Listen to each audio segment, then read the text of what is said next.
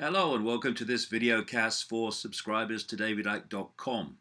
Well, I asked for any questions that people would like me to talk about in these any question videocasts that I do from time to time.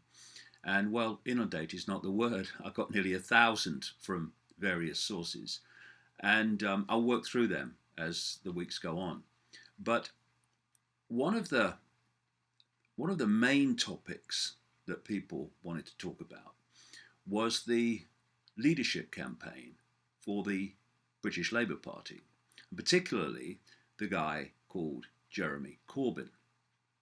Now, for those around the world who haven't followed this story, um, we have a conservative government led by a Prime Minister called David Cameron, and they are supposed to be on the right of the political spectrum, but actually right and left and centre have all been fused over the decades into a little postage stamp called the political consensus.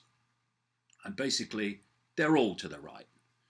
And what Jeremy Corbyn has done is run for the Labour leadership, the opposition party in Britain, or one of them. And he, I think by his own admission, didn't really expect to win, but he wanted to have a debate about the future of the Labour Party for this very reason I've just mentioned. The Labour Party was created as the Workers' Party back in the early days of the 20th century. And it was supposed to represent the interests of the working masses that were being crushed by the owners of everything in the days when, well, we're almost back to them, or are back to them now, but in the days when everything virtually was privatised, which, like I say, deja vu. And over the decades of the 20th century and up to present day, this original brief, this original statement of intent by the Labour Party of representing the interests of the working masses has been diluted and diluted and diluted, and basically was erased in the period of Tony Blair, when he was Prime Minister representing the Labour Party under the title New Labour. And New Labour is code for no Labour.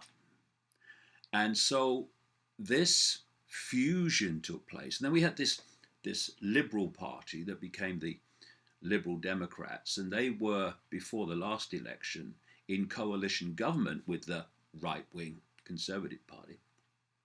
And so everyone has got onto this postage stamp. And so when you vote in an election for the Conservative Party, the Liberal Democrats, or the Labour Party, you're basically voting for the same bloody thing.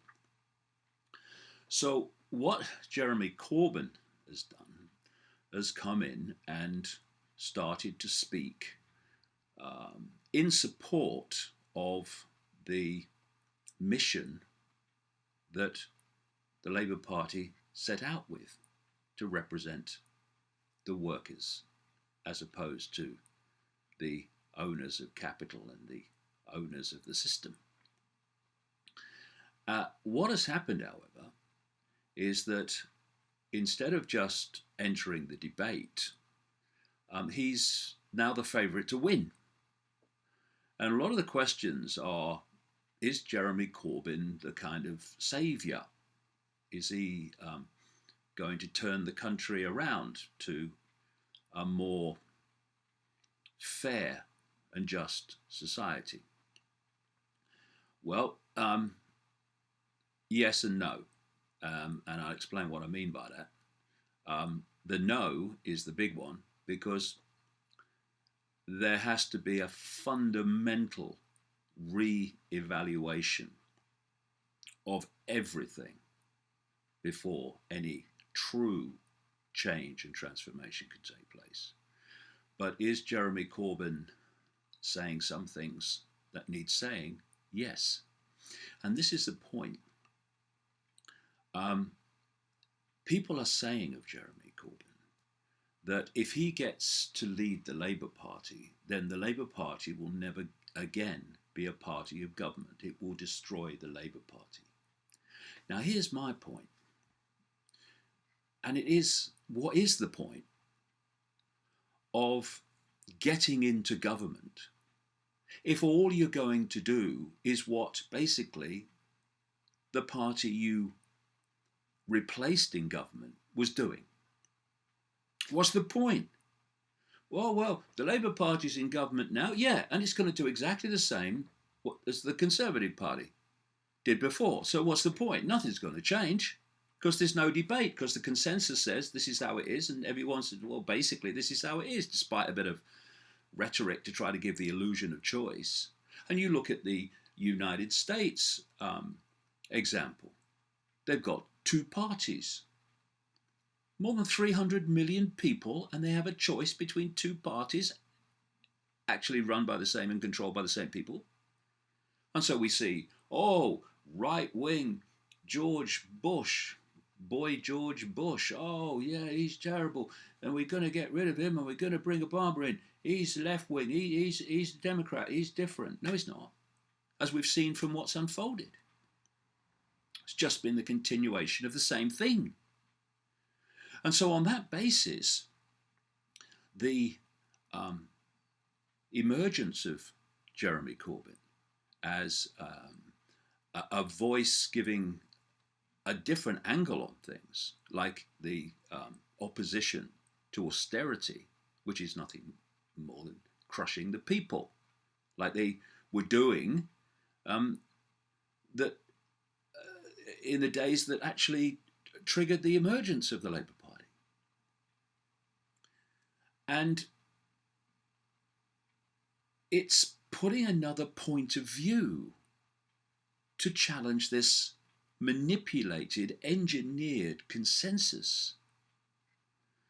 And while I don't agree with lots of what he says, I think it's great that he's actually there, coming from a different angle within the same system. Yes, that's the problem I have with it.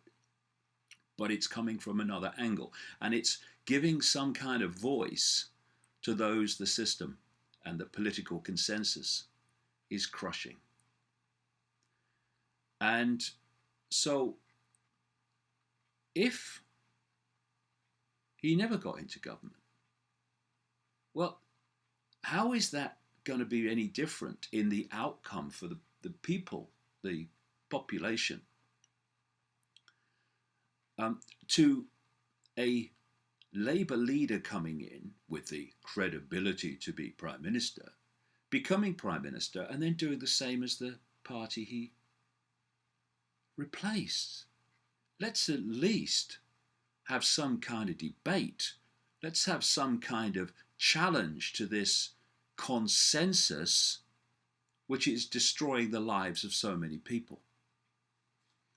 So I'm going to go through, I've not spoken to Jeremy Corbyn, but I'm going on the policies as reported in many and various papers and publications, and like the BBC website and all that stuff. And that's another point.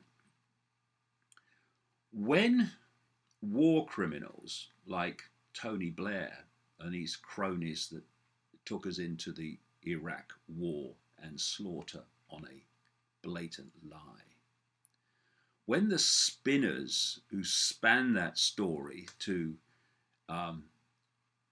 claim weapons of mass destruction when they weren't there, when the media, when the sycophants in the party, the self-serving, system-serving sycophants in the Labour Party are all against you, as they are in the case of Corbyn, then you must have something to say, in my view. Because when people like Peter Mandelson, the Svengali spinner of the Blair years, when Peter Mandelson's against you, when Tony Blair's against you, when the mainstream media as a whole is against you, then you know you're on the right side, or at least you're not on the wrong one.